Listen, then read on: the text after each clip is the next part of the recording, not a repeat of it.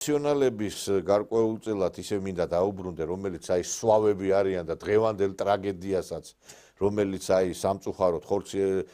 დაგვატყდა თავს ყველას ერთბაშად დასავლეთ საქართველოში, ესე იგი იყენებენ სათავისოდ. აი მადლობა ღმერთს რომ ხალხი მიხვდა და ხელისუფლების გადაწყვეტილებებმაც აი ამ ჯარიმების ეხლა ვიღაცა შეიძლება იტყვის რომ ეს ჯარიმები როგორ იცით რა არის სახელმწიფო იმისია სახელმწიფოა რომ თავისი ინსტრუმენტებით გამოიყენოს ის რომ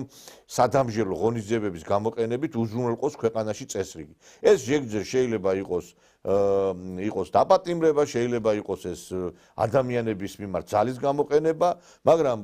ასევე იყოს ჯარიმები და როგორც აი იმისი არ იყოს გარგო წამალმაო იმისი არ იყოს რა ქვია იმ ფილმისა და არგო წამალმა და ამ ჯარიმებმა ჭკუაზე მოიყვანა ეს ხალხი მაგ და ეხლა ვხედავთ რომ რაღაცა ძალიან მიზერული რაოდენობა ადამიანებისა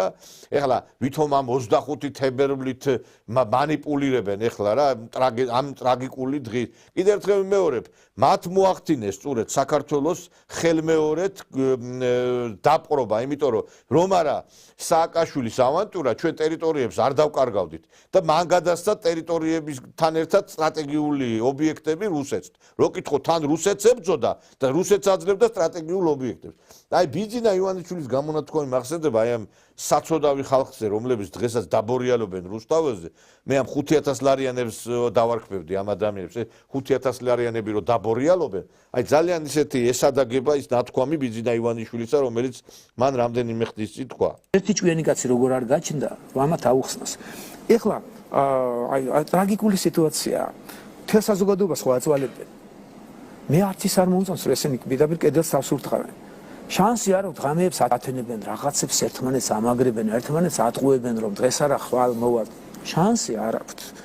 ამ დროს მიდიან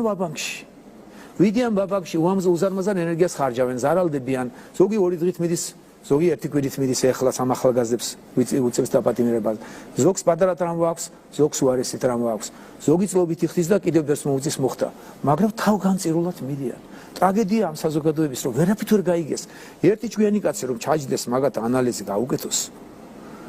ნუ ურტყავთ კედელს თავს არაფერი არ გამოვა ნამდვილად აი სწორი არის ბატონი ბიძინა თავს ურტყამენ კედელს და მე ამაზე ჯავრობენ რატო გვაპატიმრებენ რატო გჯიან არა ბიჭო ეხა პოლიციას თუ ესვრი მოლოტოვის კოქტეილის თუ გადაწვავ რუსთაველს არა თავზე ხეს გადაგისვამს სახელმწიფო და გეტყვის კიდე დაარტყი და კიდე ესროლეო თან რო არიან გაგულისებული ამდენი ტყვე ჯერ ერთიც ადმინისტრაციული წესდარი უმრავლესობა იხდის რაღაცა იმ თავის აი ამ პატიმრობას ადმინისტრაციულ პატიმრობას რაღაც რამდენიმე ადამიანია მე მგონი სისხლის სამართლის